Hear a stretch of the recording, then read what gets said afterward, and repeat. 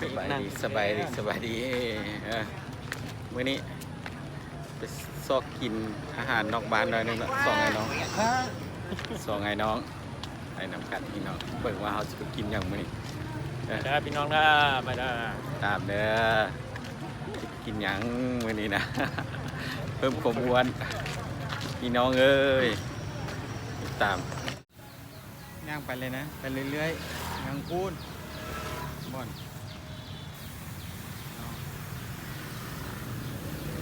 ย่างไปเลยโอ้รถบายก้นมาได้เหล่าเจียน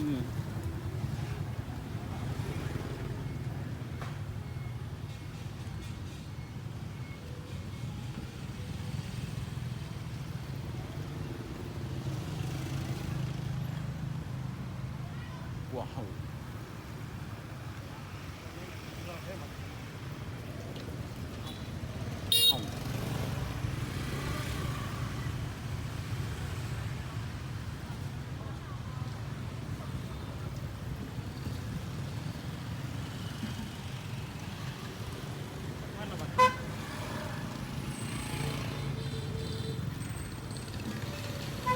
บ่มียานอย่างกันเลยครับเอามาฮอนทานแล้วนะกินทานนี่เลยครับมื้อนี้ไอ้น้องเขาเป็นแขกโตทมินเนาะ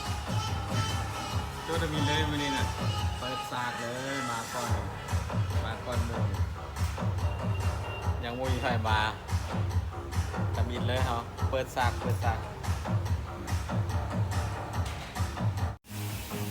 อาหารมาแล้วตอนนั้นเราพี่น้องมาก่อนกินก่อนต้องการอย่างสั่งใหม่เนาะการกินน้ำกันแล้วมอกำลังคนเนาะอันนี้พี่น้องโอ้ไม่ได้อยากเป็นยูทูบเบอร์นี่มันอันนี้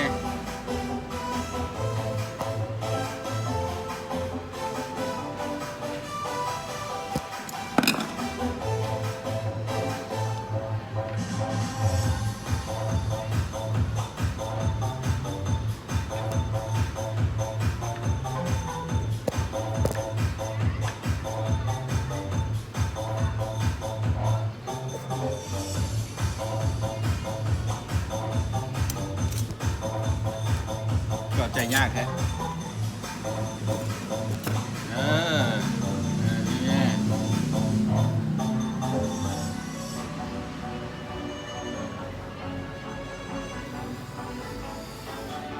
นี่พี่น้องสุกแล้วส่งให้น้อง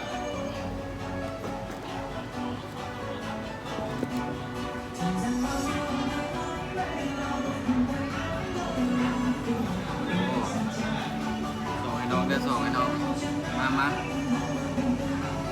พี่น้องนะอาหารกินไปเรื่อยๆได้กันมาเปรียบให้หน่อยปลาแก่ โอ้มีขาไก่แก่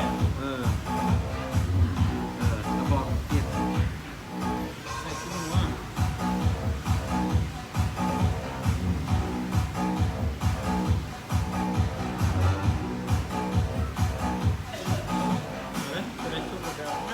น้ำเลยถึงแซ่บเลยนะเอานะดีนะ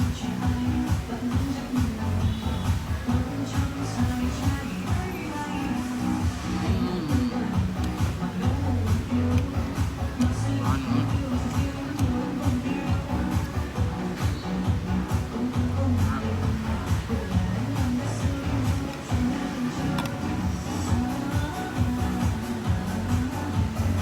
ตรงไปมันสุก ข้างในนี่มันไม่จะพักหรอ เนื้อ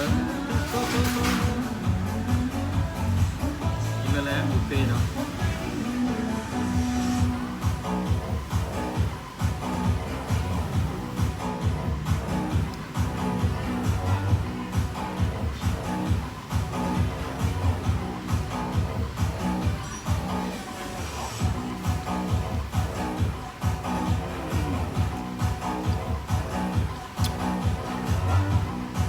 เยอะๆเด้อ เนี่ย เยอะๆนะจากบ้าน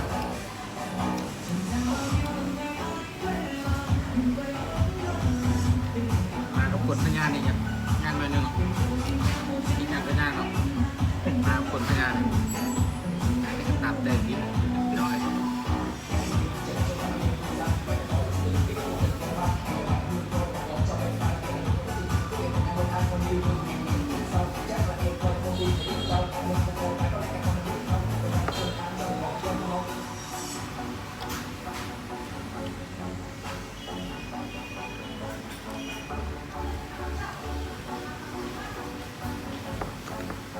โอ้ครับไปพี่น้อง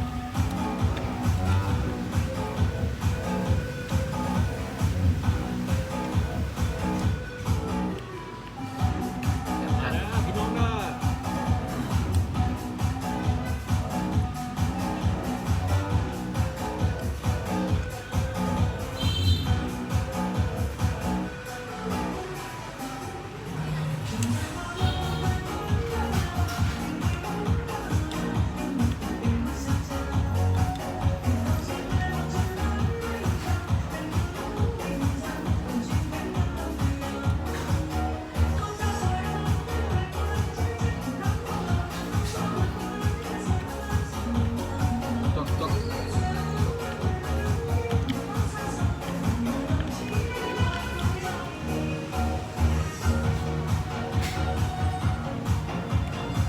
แซ่บแซ่บ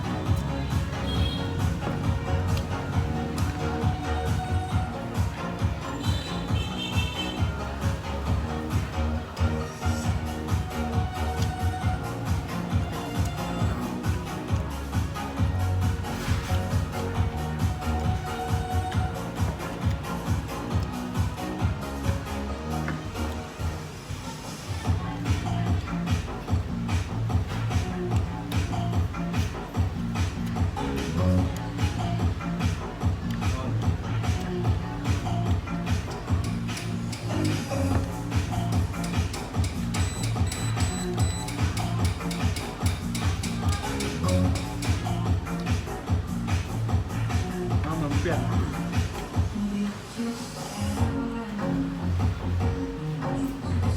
ชิ้นไก่อ่ะมันจะให้บ่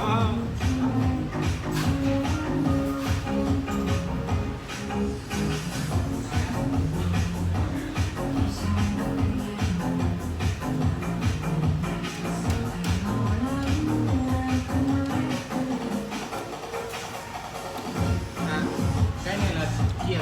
được không? Dạ. Cô muốn thịt cả. Dạ. Các em là không muốn ăn thịt cả. Dạ, không có ăn thịt gà. Tiền là thịt lần ít bỏ công việc. Không lấy cả. Đây là ở trong cái combo rồi. Còn anh không muốn ăn thì có thể để ra. Thì nếu còn muốn gọi thêm thì ở trong menu ạ. Trong menu có đồ mà anh không muốn gọi thêm. Thịt lần ba chỉ. Ở trong menu thì có.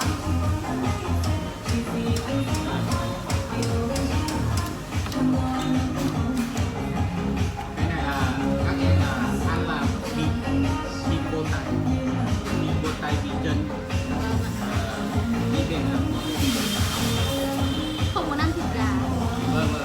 món ăn khác là được. Chị Thảo ơi. Bây giờ sai cái này. Đây là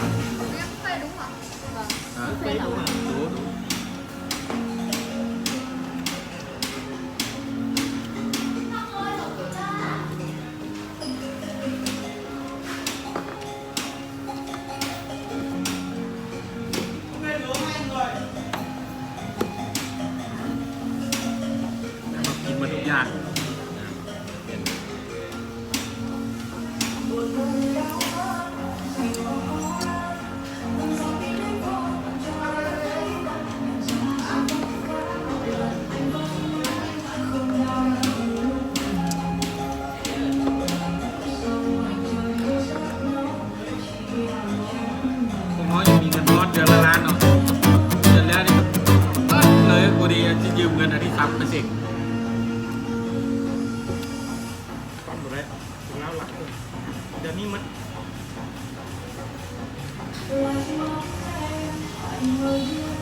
เมื่อน้องก็ได้เงินเท่าไหร่แล้วเนาะ กำมัดคือโตเลย นะเบิดอยู่ มัน2 ล้านเลย 2 ล้านแล้วนะล้านที่3อยู่เนี่ยยังจิตใจนี่ใจนะ งานนี้เนาะ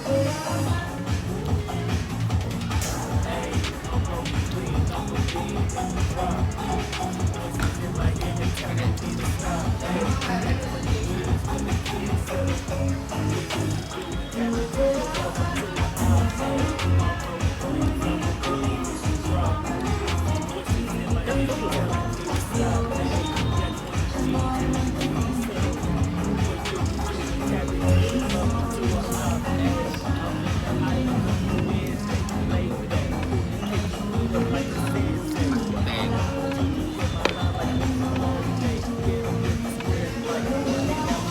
โบยิมมีข้าวปุ้นอีก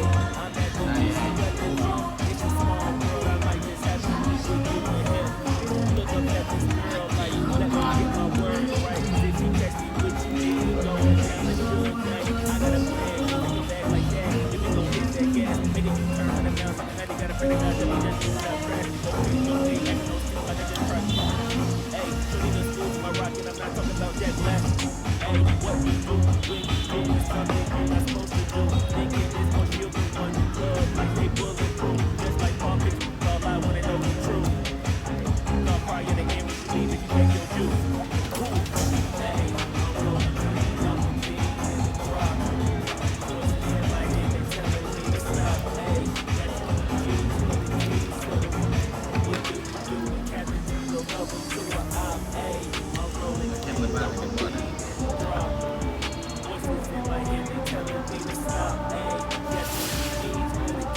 มันละเอียดที่น้องน้ำใส่เลยมันละเอียดคุ้มค่ากันเลย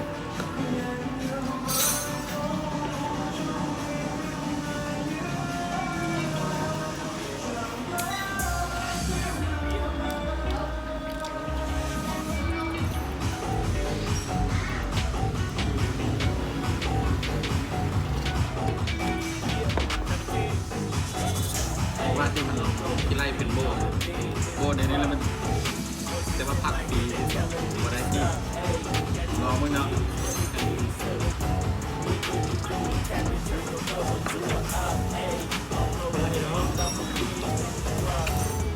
เป็นพิเศษนะตัดกินนะ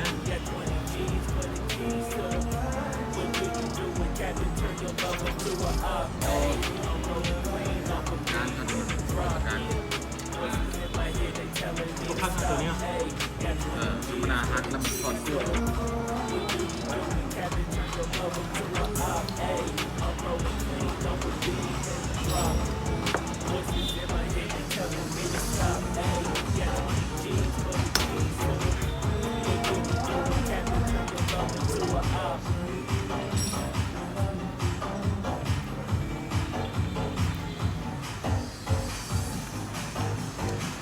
ตัวคลิปดีไหมฮะ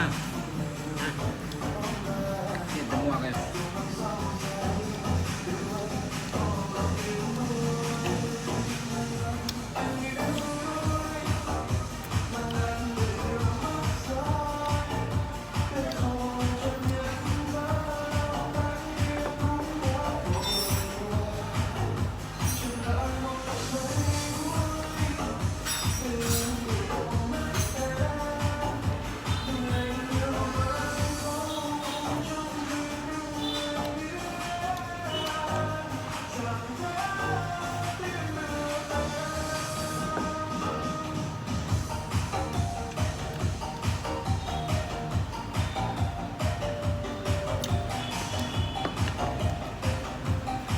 จะปีไหม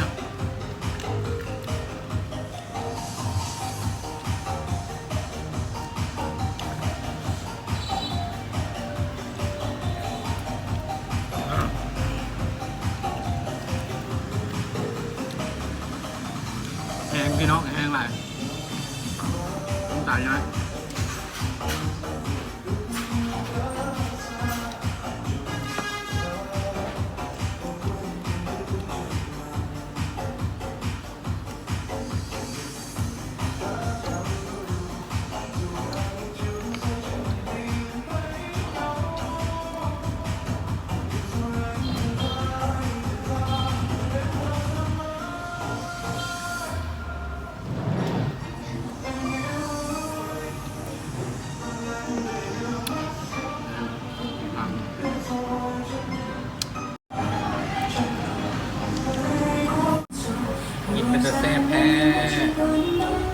มาแล้วพี่น้องนะขาดอย่างนี้นะขาดที่ผู้สาวนะ การศึกษาบ่ครับเอาเด้อเอาเด้อผู้ชายโอ้ฮ้อนขนาดนั้นเหงื่อแตกเลยพี่น้องเท่าไหร่กินเผ็ดฮ้อน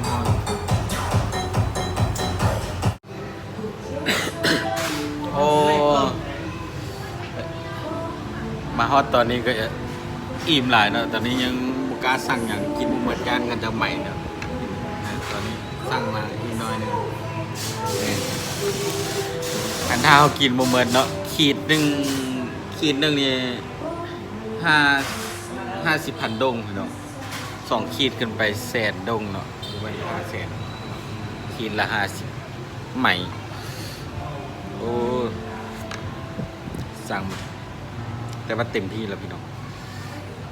เอาจนมันหมดได้สั่งมาแล้วเนาะแซ่บๆน้องกันพี่น้องเนาะ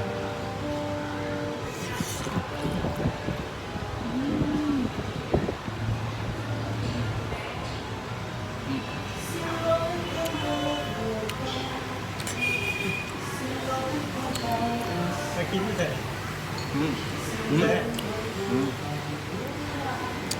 แซ่บหลายวาซาบิมันแกววาซาบิเนาะทำใหญ่ๆจุดจวด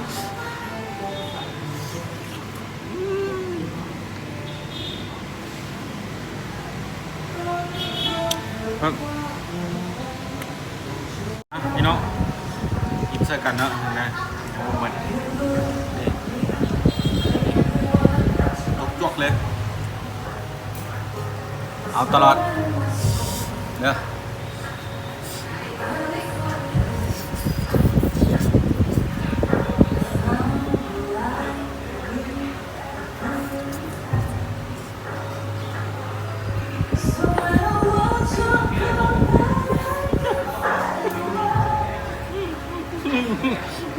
พอแล้วเบื่อมาตลอดทำไม